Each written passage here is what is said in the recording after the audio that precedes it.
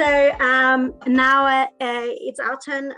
Stefanie Riegler and myself, after Marie-Louise has already given you a glimpse into the VOICE corpus and its open access strategy and the challenges and advantages. Stefanie and myself will provide you now with more of an insight into the structure and the properties of the corpus.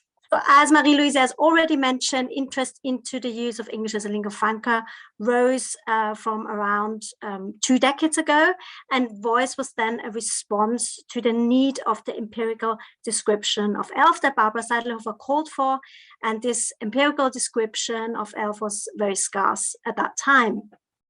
And this is precisely what the building of VOICE aimed to do from 2005 and 2009, as you have already heard, when it was released as the first corpus of its kind.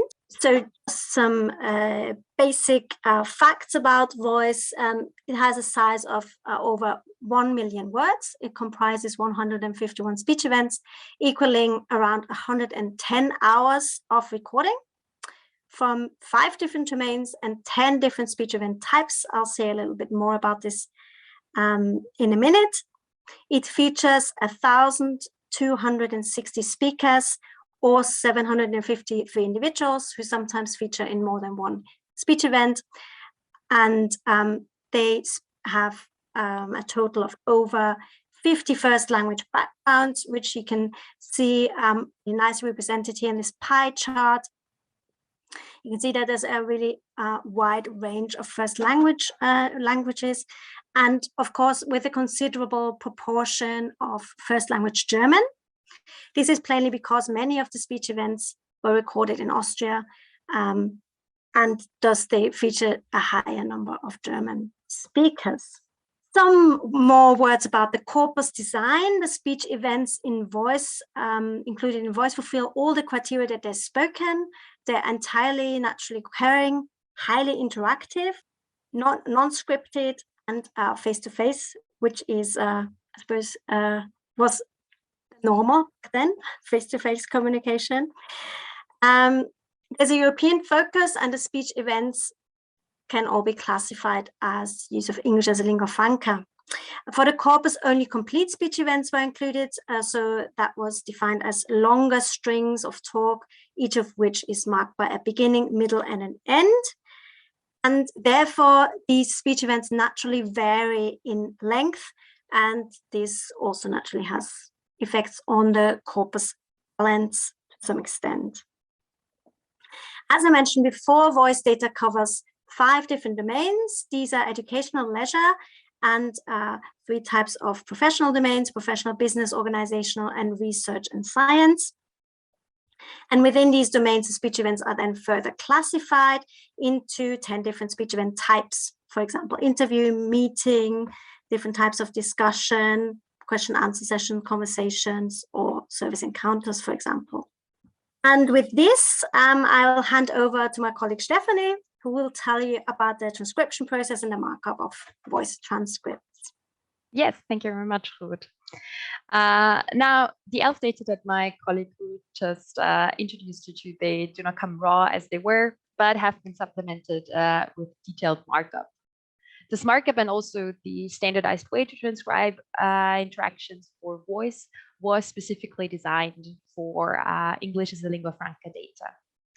The overall idea was that the way ELF interactions are marked up and transcribed in VOICE should make it possible to describe ELF communication on all different linguistic levels.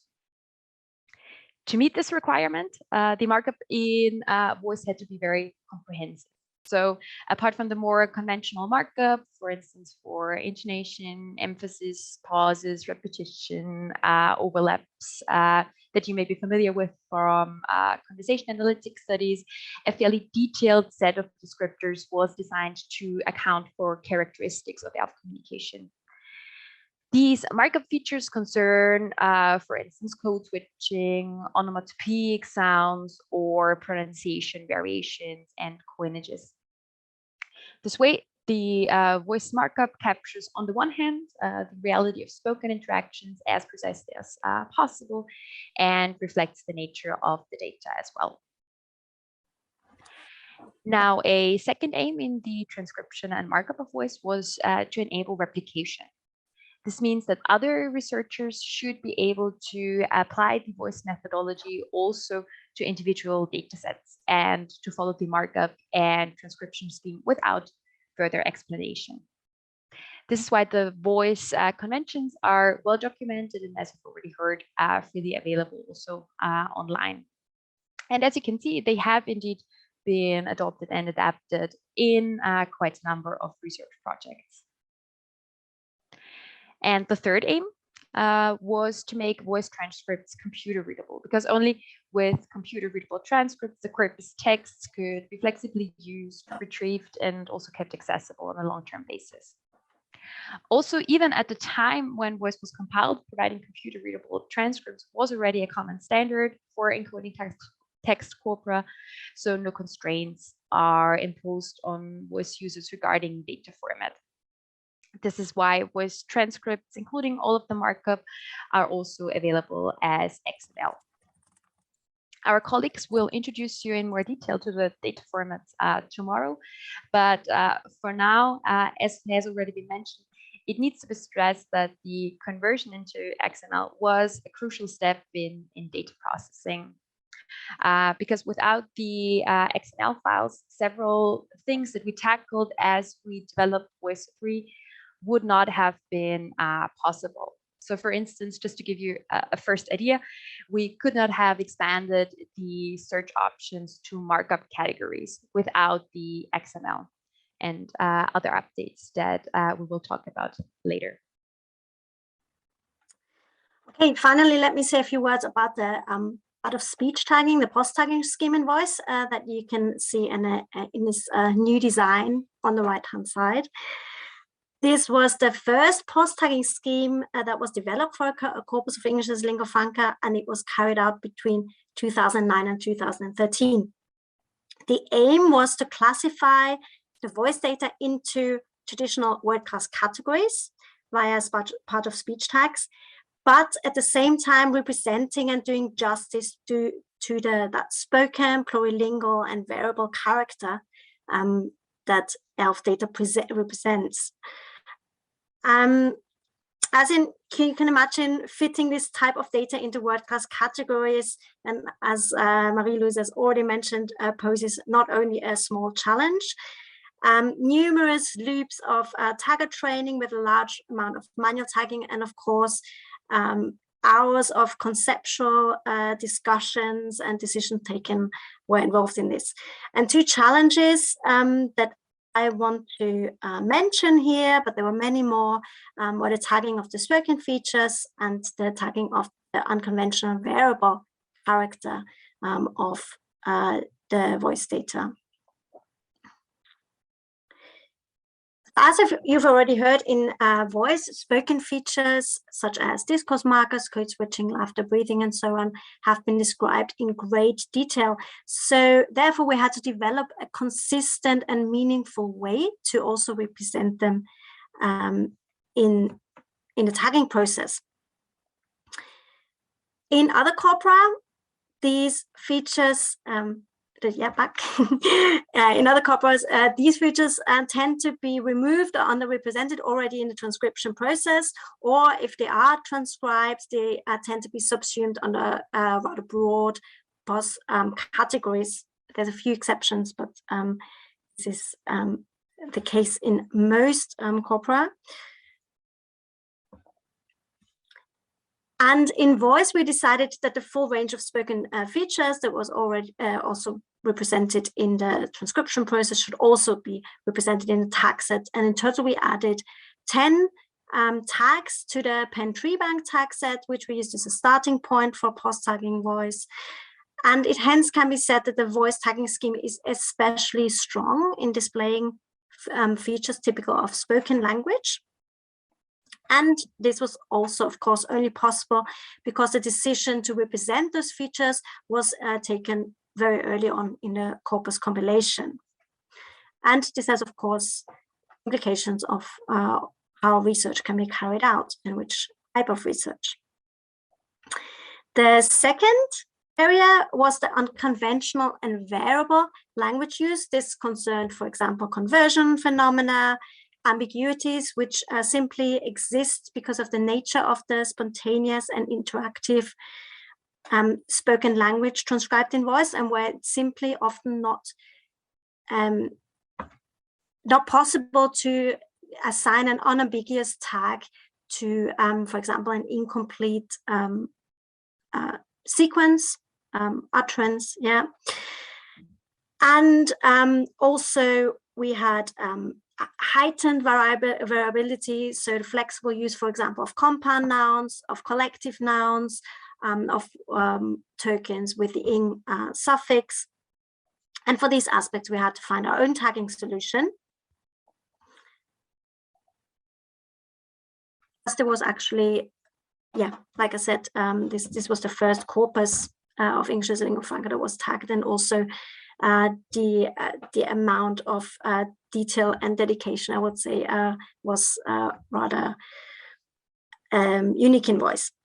And one major tagging decision that was taken concerning the separate tagging concerned the separate tagging of morphological form and syntagmatic function for tokens. So, for example, in example of TU University, the second example on the right that you can see here, university has the morphological form of a singular noun, but is used in plural function here.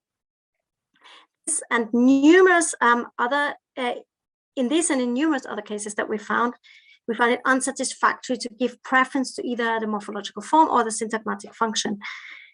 And we wanted to display rather than dissolve this conflict that was apparently here. At the same time, these form functions differences should not be stigmatized in comparison to other so-called codified forms. It was therefore decided that we carried out a dual tagging procedure for all tokens in the corpus, in which each token received a form tag and a function tag, and where they converged. So, for example, in the TU University, they would receive the same tag for morphological form and syntagmatic function, and where they differed, they would receive two different tags. So this was one of the big tagging decisions that we took, and another one was for items where we could not decide on a particular tag.